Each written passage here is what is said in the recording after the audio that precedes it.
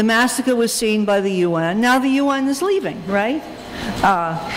It was on June 17th that they announced that they were pulling back their observers because it was just too dangerous and they're getting caught in the crossfire.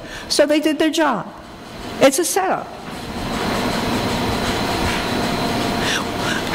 While the nature of the opposition against Assad is divided, the ones who have the most clout are directly tied to U.S. imperialism. And there has all been an agreement out, and this was reported in the Wall Street Journal, that if they have control of the government, they will break the alliance with Iran, they will break the alliance with Hezbollah, and they will align with the Arab League, with all the moderate Arabs. So there it is, you know. If that force comes together. If it doesn't come together, as in Libya, which looks like it's going to be dismembered, that's just fine with the imperialists.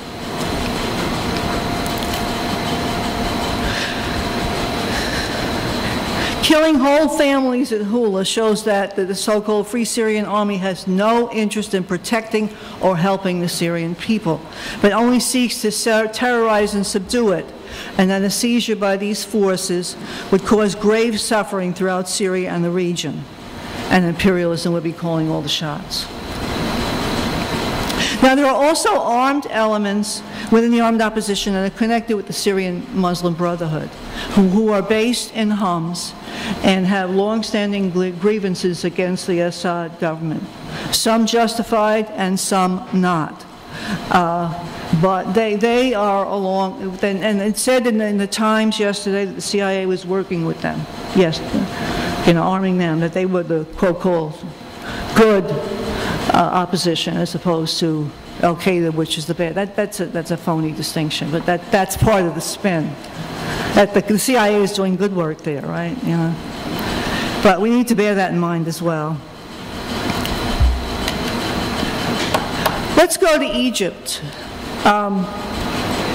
In Marxist terms, what happened in Egypt was not a revolution, although the Egyptians do call it that. It was a revolutionary, which is a revolution would be like an overturn of a social nature. But what happened in Egypt was a giant spontaneous uprising of an unprecedented character in the current period. There was no leadership. There were a variety of different classes and ideological forces whose program was not yet clear or articulated. Faith was placed by the people in the military, the Supreme Council of the Armed Forces, to institute the demands of the struggle for democratic, social, and economic rights.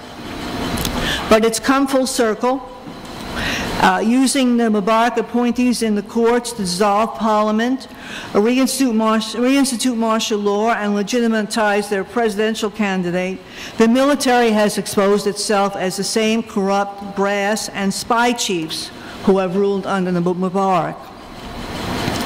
The Egyptian people have learned that this is not the military of Gamal Abdel Nasser. It's the military of the corrupt, high-ranking generals, their pro-imperialist officers whom Nasser countered and suppressed. When some low-ranking officers broke ranks and joined the throngs in Tahrir Square, they were dealt with severely, and this isn't when the struggle was at its height. They were dealt with severely by their superiors, and some given long jail terms. This military is the repressive force that makes rule by the bourgeoisie possible, and it is itself part of the bourgeoisie which benefits off the exploitation of the Egyptian workers, as high-ranking and retired generals control or own maybe as much as 40% of Egyptian businesses. It's a body whose class interests are diametrically opposed and fundamentally antagonistic to the interests of the Egyptian workers, peasants, and middle-class youth without jobs. In the past 16 months of struggle, the generals have only increased repression. 800 people have been killed in the streets without an outcry from Hillary Clinton about Egyptian generals killing their own people. The police who did the killing have been let go free. The election right now are a runoff between the military's candidate, General Shafiq, and the Muslim Brother candidate, Mohammed Morsi.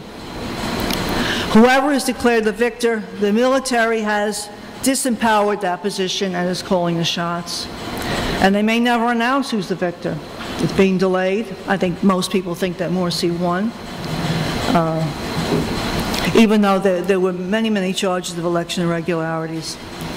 The youth and left groups who made the revolution were locked out of the representative process. Election rules heavily favored rich candidates and groups right from the beginning. The two presidential candidates favored by the youth, Sabhi, a secular nationalist, and Fatouh, a former Muslim brother who favored the secular state, were campaigned against and were not part of the run-out. They were campaigned against by the military. And the military and the police withdrew the cops from the streets before the election. And then their candidate said he would restore order. While civil and religious state has become, versus a religious state has become a bone of contention in the left and with the Brotherhood and the revolutionary groups and the masses basically are looking for jobs, economic justice, bread, housing, medical care. Before the struggle started, 40% of the population was illiterate, and the same number was living on less than $2 a day, and it's probably lower now. There's been no relief. And at the same time, the Muslim Brotherhood, although it has a very large constituency, is viewed by many of the revolutionary youth as having stole their revolution. To gain advantage, the Brotherhood repeatedly made deals with the military over the heads of the forces and would bring out its forces or retract its forces from Tahrir Square at the demonstrations as per these deals. And one time in January, when the left demanded the military immediately step down due to the increased repression, the Brotherhood had just brokered a deal with the military for June elections because it knew it would do very well. And its forces took on a new role, that of providing a human wall for its members to control the mass struggle. So they set themselves up as a human wall between the demonstrators and the military. And the people answered by chanting, "No to the Brotherhood, no to officers, down with the military rule." It hasn't gotten much from this. The Islamic forces were 73% of the parliament, which has just been dissolved. With the Brotherhood, about 40%, a little over 40%, and it doesn't look like they're going to have a presidential candidate. So they maneuvered over the heads of the progressives, and they haven't gotten anything from it. They have a dual character. They're nationalists, but they're bourgeois, so they vacillate. They do hate Israel, though. And this is the Hamas is the wing of the Muslim Brotherhood in Gaza, and the Egyptian Brotherhood has done a lot to support it over the years, taken a lot of risks. Now, what's the U.S. role in this? What does the U.S. think? Well, the 1979 peace treaty that Egypt signed with Israel is very, very important. Go back to the two borders, Syria on one and Egypt on the other. Because it took the most populous country in the Arab world with the largest military out of the picture. So Israel could do whatever it wanted, and it didn't have to worry about being attacked by Egypt. This was a grand thing for U.S. imperialism in controlling the area. And this treaty is very unpopular in Egypt. It's a violation of their sovereignty. Egypt can't decide what happens in the Sinai, how many of their own troops they can put in there. And also, probably the most unpopular part about it is that part of it means that they sell gas, natural gas, to Israel 40% below market price, 40% below what the Egyptians pay for it. And they have to import gas to do it, and they're committed to do this for a number of years. So that pipe has been blown up about 10 times in the last 16 months.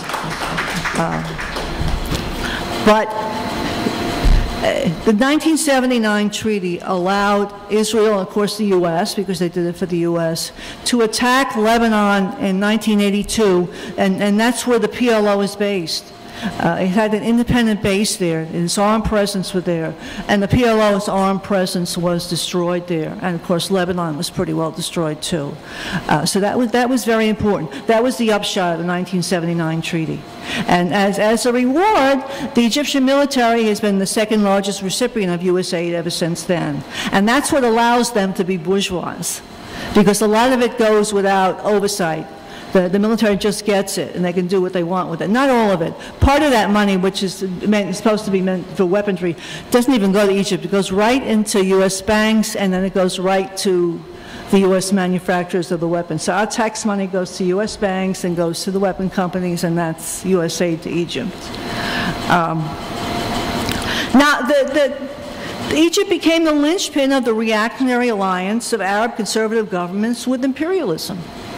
And the U.S. is not going to give that up. This is so crucial. So they want the military to have power. They want it there. So they're very happy with what's going on. As long as the military can get away with doing whatever they're doing, they're happy. As long as they get away with it. The aid continues. U.S. tear gas is being bombarded on all the demonstrators, so they're still holding up the U.S. canvases that say "Made in USA," you know.